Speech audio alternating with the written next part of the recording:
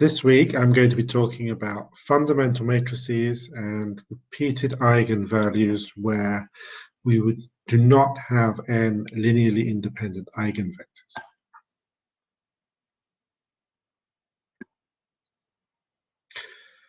In this section, we're going to be considering the linear system x prime is equal to pt of x, where p is an n by n matrix of functions. Suppose that we know n linearly independent solutions to this ordinary differential equation. In other words, let's suppose that we have a fundamental set of solutions to this equation. What we can do is we can write them in a form of a matrix. The first solution we'll write as the first column in the matrix. The second column of the matrix will be the second solution, and so on. If we write our fundamental set of solutions in the form of one matrix, this matrix is called a fundamental matrix of the linear system. For example, find a fundamental matrix where x prime is equal to 1, 1, 4, 1x. We know a fundamental set of solutions to this equation. First solution is the vector 1, 2 multiplied by e to the power 3t. And the second solution is 1 minus 2 multiplied by e to the minus t. These will be the columns of our matrix. Therefore, if we write down the 2 by 2 matrix where the first column is e3t, 2 e3t, and the second column is e to the minus t, minus 2 e to the minus t, then we have a fundamental matrix for this equation. Now, the general solution to x prime is equal to ax, where a is a square matrix of numbers, we can write down as a linear combination of our fundamental set of solutions. In terms of matrices, this is the same as the fundamental matrix multiplied on the right by a vector c.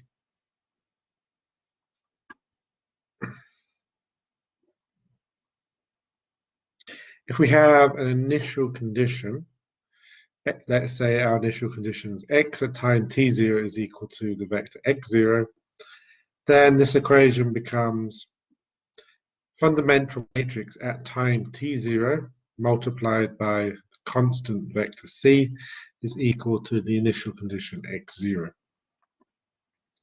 Put these two equations at the top. X is equal to the fundamental matrix, or capital Psi, multiplied by the constant vector c, and at time t0, psi at t0, c is equal to x0. But because these functions in our fundamental set of solutions are linearly independent, that means that their Wronskian is non-zero. That means that a fundamental matrix is invertible. Because it's invertible, we can change our left-hand equation to C is equal to the inverse of the fundamental matrix calculated at time t0 multiplied by the initial condition x0. But then we can take this and we can stick this into the first equation to get x is equal to the fundamental matrix at time t multiplied by the inverse of the fundamental matrix at the time t0 multiplied by x0.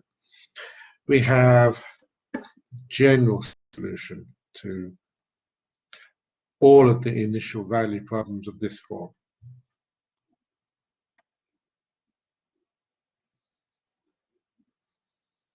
This is an important theorem which we're going to be using later.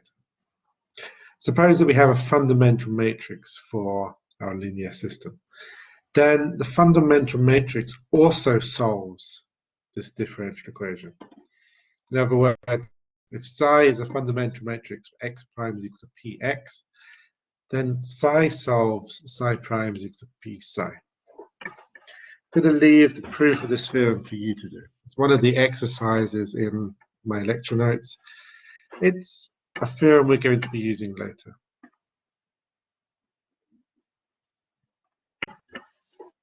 So far, I've been talking about a fundamental matrix. It's also possible to find a special fundamental matrix which has an extra property which satisfies that this special fundamental matrix at times t0 is equal to the identity matrix.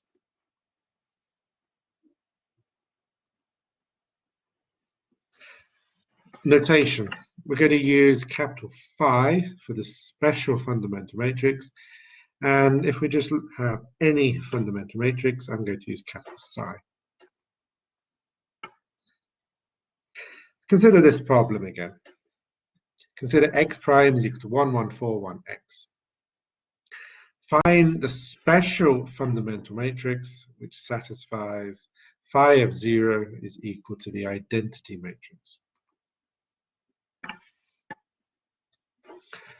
We want to find the fundamental matrix capital Phi which satisfies phi of 0 is equal to the identity matrix. For the first column, we want to have 1, 0. We want to have a solution of the differential equation which satisfies the initial condition 1, 0. Because, of course, the first column is x1 at time 0. And we want to find a special solution to the equation which satisfies x of 0 is equal to 0, 1. Because the second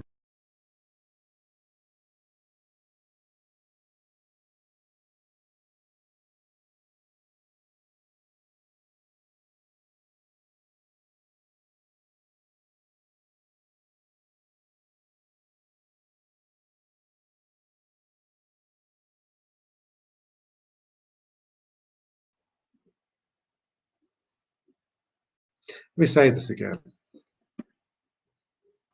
The first column is the first solution at time t equal to 0. In other words, the first column is the solution to this initial value problem. The second column is a solution to the differential equation which satisfies x of 0 is equal to 0, 1. The second column, we need to solve this initial value problem. We know the general solution to this differential equation is some constant c1, 1, 2, e to the 3t, plus some constant c2, 1, minus 2, multiplied by e to the minus t. I'm going to leave it for you to check that if we want to satisfy x0 is equal to 1, 0, we need to choose c1 as a half and c2 as a half. I'm also going to leave it for you to check that if we want x0 to be equal to 0, 1, we need to choose c1 as a quarter and c2 as minus a quarter. As soon as we know these two functions, we know our special fundamental matrix. First function gives us the first column, and the second function gives us the second column.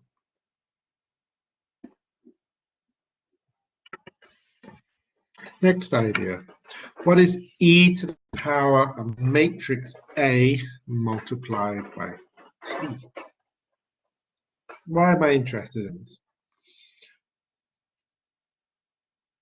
First of all,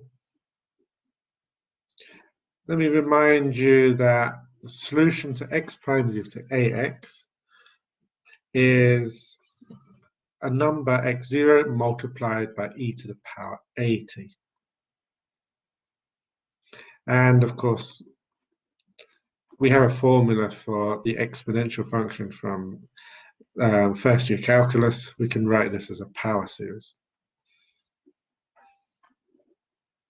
Now instead, let's look at x prime is equal to ax with initial condition x of 0 is equal to x0. We might guess that again, the solution can be written as the form e to the power at Now, instead of small a, it would be e to the power capital AT. We need to understand what e to the power AT is, or exponential of AT. And in fact, we define this almost exactly the same way. Instead of 1 plus the series an t to the power n over n factorial, it's now I, the identity matrix, plus this power series. Now, why does this make sense? Note that if we differentiate this formula, that's the derivative of the identity matrix plus this power series. The identity matrix is, of course, just a constant matrix. Differentiate a constant, we get 0. If this was a more advanced maths course, we would spend a long time talking about when are we allowed to take a derivative inside a power series. We'll talk about radii of convergence, etc. For this course, let's just assume that it's okay to take a derivative inside an infinite sum. Then we have 0 plus the sum of the derivative an tn over n factorial, which of course is the sum of a to the power n t to the power n minus 1 over n minus 1 factorial. Or a plus the series starting at 2. A to the power n, t to the power n minus 1 factorial. I don't want a series which starts at 2, I want a series which starts at 1. So I'm going to make a substitution. I'm going to make the substitution k is equal to n minus 1. Then instead of n equal to 2, I have k equal to 1 at the bottom. Instead of a to the power n, I have a to the power k plus 1. Instead of t to the power n minus 1, I have t to the power k. And on the bottom, k factorial. We can take a factor of a out. We have a multiplied by the identity plus this power series. But we know what this is. This is just a multiplied by the exponential of AT. So this makes sense. Even if a is a matrix, still the derivative of the exponential of AT is a multiplied by the exponential of AT. Now, this means that the exponential of AT solves this initial value problem. First line we've just done. Differentiate the exponential of AT, we get a multiplied by the exponential of AT. And if we set time t equal to 0, we just get the identity. But wait a minute. Capital phi solves the derivative of capital phi is equal to a capital phi. Typo here. This phi should be capital phi. And capital phi at 0 is equal to the identity. So both the exponential of AT and capital phi are solving the same initial value problem. Solutions of initial value problems are unique. That means that they must be the same function. Our special fundamental matrix is the same as the exponential of AT. As long as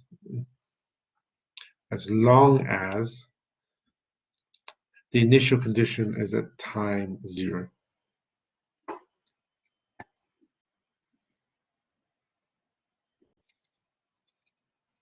Example, let A be the matrix 8, minus 1, 6, 1.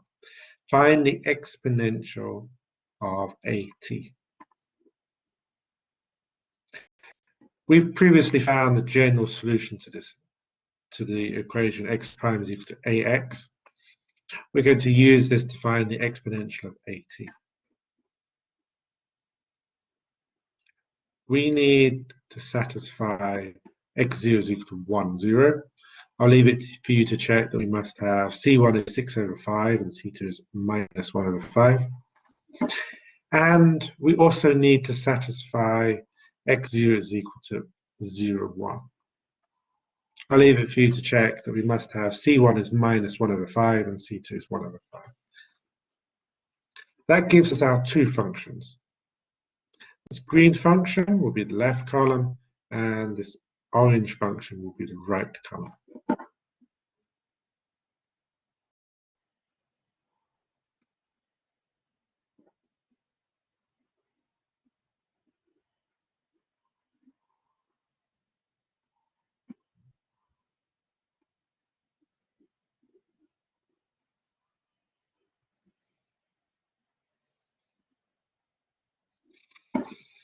Therefore,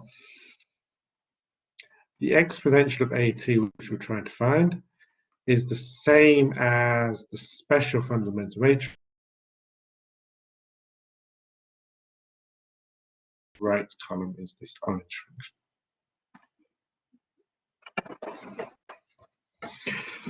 We should talk about diagonalizable matrices. Again, I hope you've been revising your linear algebra lecture notes.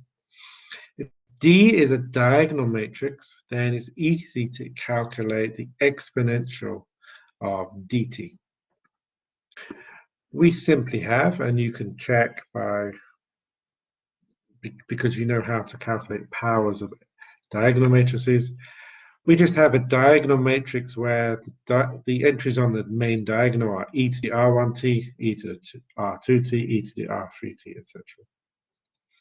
If we have a diagonal matrix, it's easy to calculate the exponential dt, and therefore it's easy to calculate the special fundamental matrix. Now consider x prime is equal to ax for any square matrix capital A. And let me remind you how we diagonalize a matrix. If we know the eigenvectors of A, we can let the matrix T be the square n by n matrix where the first column is xi1, the second column is xi2, etc. Then, because these eigenvectors, or if these eigenvectors are linearly independent, the determinant of this matrix is not 0. That means we have an inverse, and that means that T inverse AT is a diagonal matrix. In other words, that means that capital A is diagonalizable. For example, diagonalize the matrix 1, 1, 4, 1. Let me tell you the eigenvalues and eigenvectors. The eigenvectors are 3, minus 1. The eigenvectors are 1, 2, and 1, minus 2. We use the eigenvectors to give the matrix T. The first column is 1, 2, because the first eigenvector is 1, 2. The second column is 1, minus 2, because the second eigenvector is 1, minus 2. And you know how to calculate inverses of 2 by 2 matrices. T inverse is a half, a quarter, a half, minus a quarter. It follows that our diagonal matrix capital D, or T inverse AT, is eigenvalue 3, eigenvalue minus 1 on the main diagonal, and 0 in the other positions. Now let's go back to our general equation. X prime is equal to AX. The important idea in this method is we're going to define a new variable y in this way. We want x to be equal to t multiplied by y, or to say this another way, we want to define y is equal to t inverse x. Now, why are we doing this? We're doing this because we can simplify this equation. We start with x prime is equal to ax, and we substitute in, instead of x prime, we have ty prime. Instead of ax, we have aty. And then I want to take t inverse of both sides.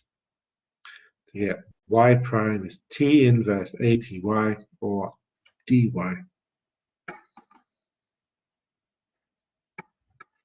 We know a fundamental matrix for y prime is equal to dy because we know that the fundamental matrix is just the exponential dt, and it's easy to calculate the fundamental matrix of a diagonal matrix. Therefore, a fundamental matrix for the system that we started with is t multiplied by the exponential of dt, because x is equal to t multiplied by y.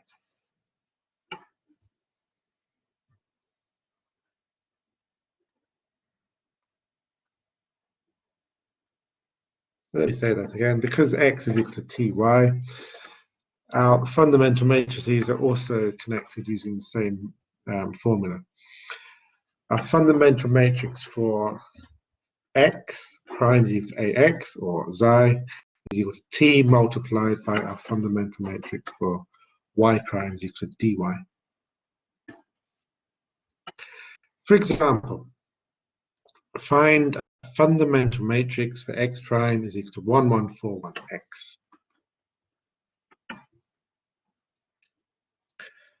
Recall t, letting y equal to t inverse x, we have the easier equation, y prime is equal to 300 minus 1y. First, we find a fundamental matrix for this equation, and then we will multiply by t to get a fundamental matrix for the equation that we started with. Fundamental matrix for this easier equation is the exponential of dt, or I could write this as e to the power dt. That's the diagonal matrix e to the power 3t, 0, 0, e to the power minus 1. And then we multiply by t to get a fundamental matrix for the system that we started with. T multiplied by this vector, so sorry, by this matrix, I'll leave for you to check is e to the power 3t, e to the power minus t, 2e to the power 3t, minus 2e to the power minus t.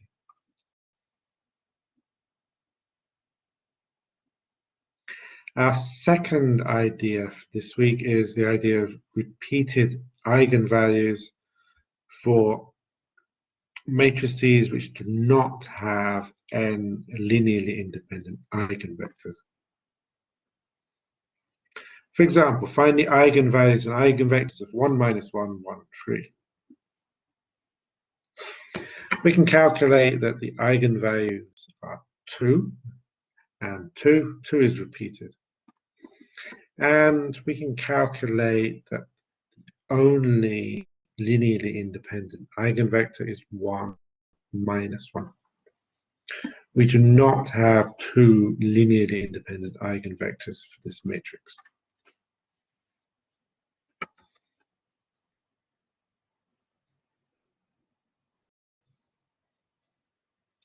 How can we solve x prime is equal to 1 minus 1, 1, 3x? We know one solution. We know a solution is eigenvector multiplied by e to the power eigenvalue t. But we need two solutions. We need two linearly independent solutions. How can we find another solution? Well, the idea that we did before in chapter 3 is we multiplied by t. So we might guess again. We can guess that the other solution is of the form some vector xi t e to the power 2t. Can we find a vector xi which makes this work? Let's check. We want to have x2 prime is equal to ax2. x2 prime is the same as xi e to the power 2t plus 2 xi t e to the power 2t. And a xi 2 is equal to a xi t e to the 2t. Cancel out e to the 2t terms and rearrange. We get xi plus 2 xi minus a xi t is equal to 0.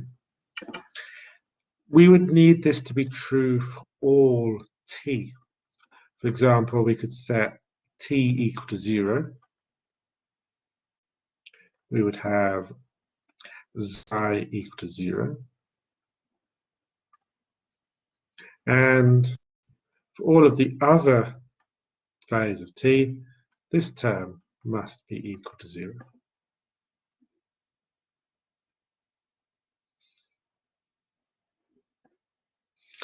This guess didn't work. We can't have xi equal to 0 because then our solution is just x2 is equal to 0, and this doesn't help us. So we're going to make another guess. This time I'm going to guess that the solution looks like this. Some vector xi, t e to the power 2t, plus some vector eta e to the power 2t.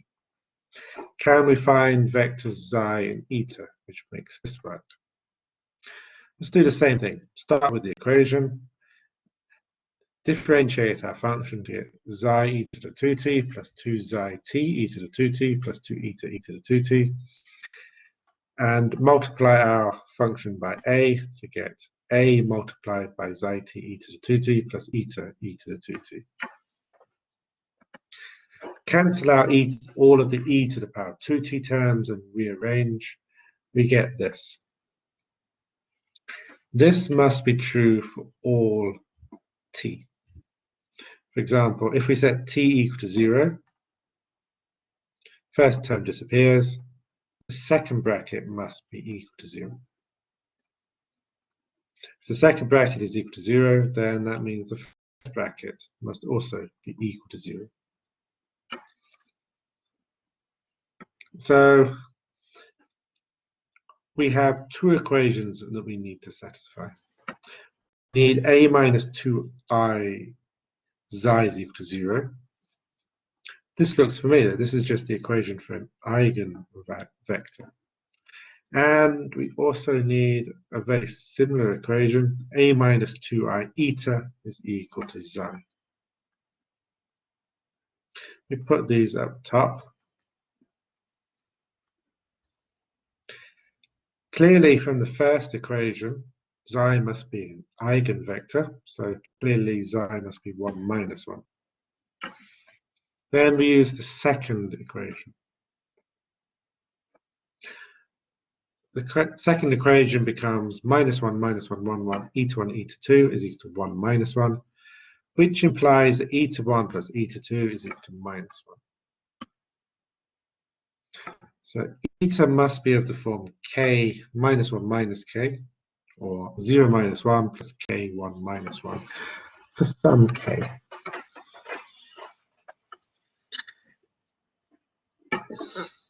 Thus, our solution x2 must look like this. But the final term, k 1 minus 1 e to the power 2t, is just k multiplied by the first solution. We're trying to find a solution which is linearly independent from the first solution. Any solution which is linearly independent from the first solution. So we don't need this term. This is unnecessary. It's okay for us to choose k equal to 0.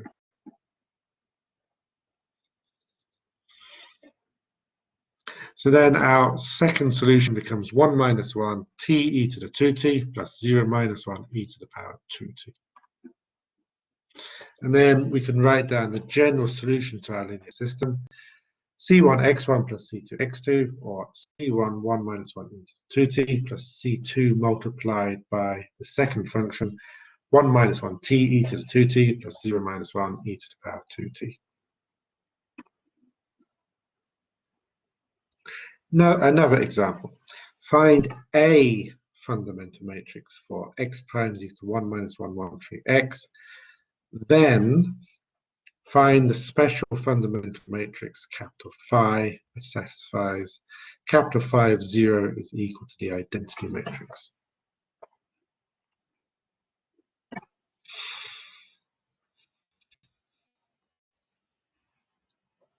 We know two solutions from the previous example. We use these as the columns of our matrix. Straight away, we can write down a fundamental matrix for the system. Next, we want to find the special fundamental matrix.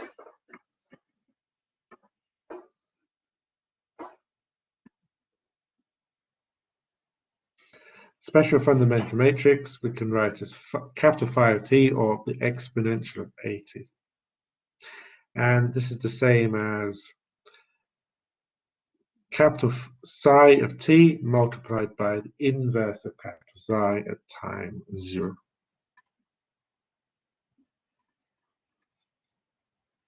And we can calculate this as e to the power of 2t, 1 minus t, t, 1 plus t. Look at this very quickly. Replace t by 0, we get the identity matrix.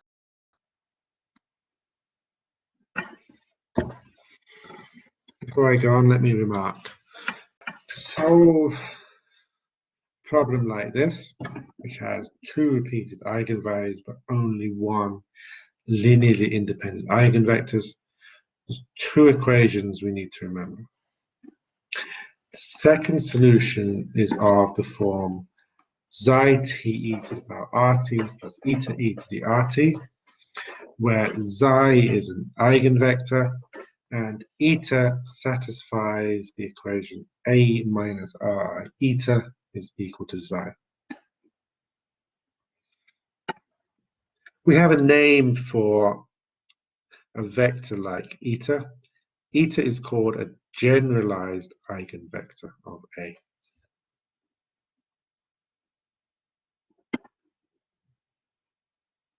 So the method looks like this.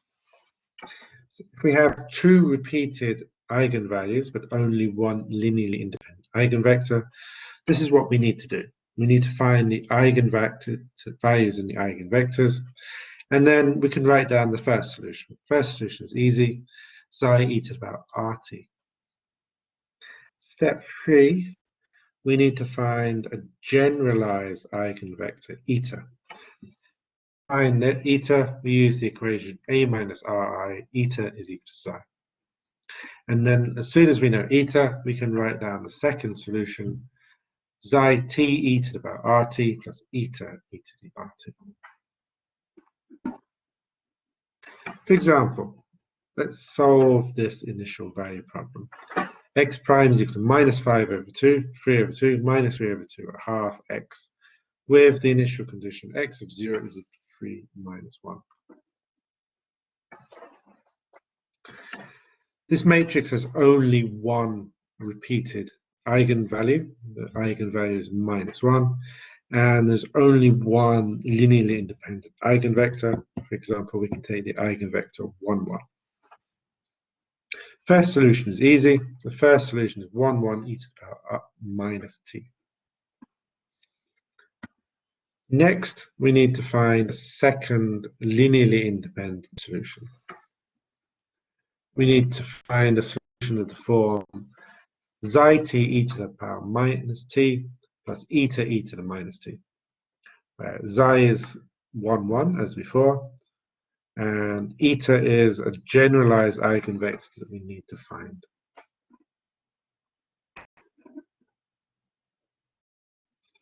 We need to solve the equation a minus ri, eta is equal to xi, which for this example is minus 3 over 2, 3 over 2, minus 3 over 2, 3 over 2, eta 1, eta 2 is equal to 1, 1.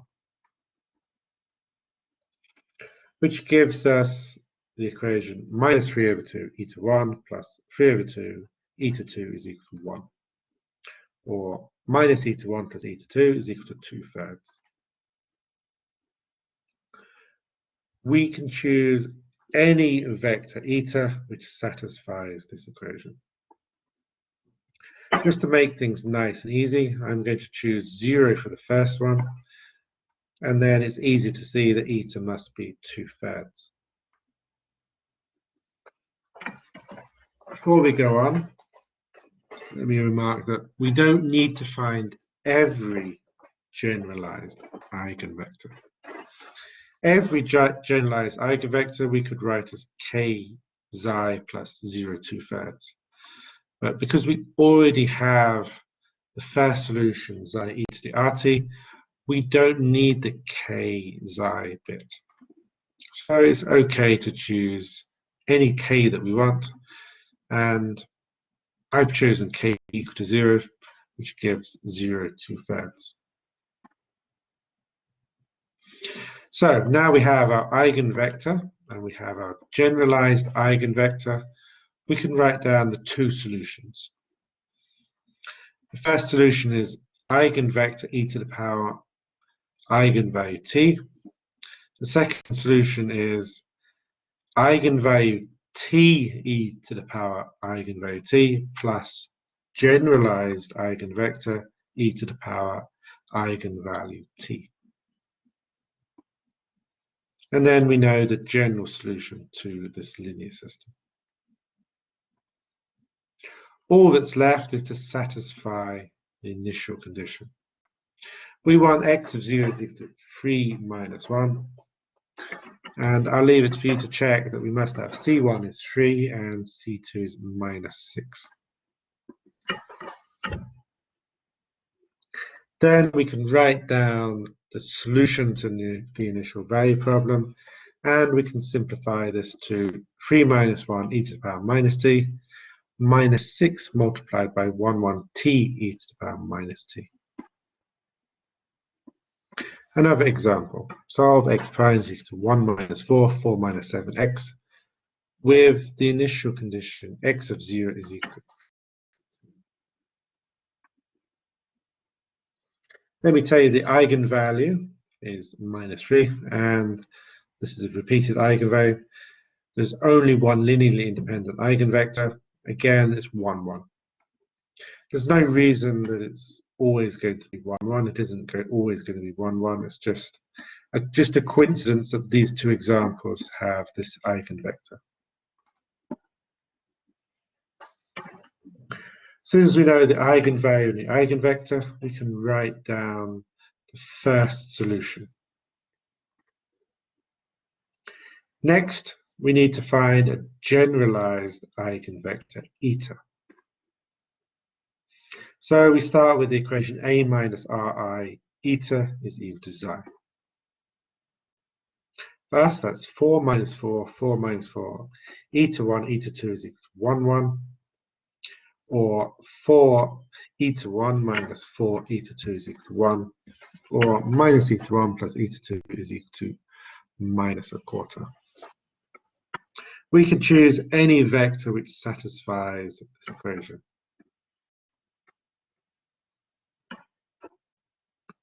Just to make things easy, we can choose one of these numbers to be 0. I'm choosing to let eta 1 be 0, and then eta 2 must be minus a quarter.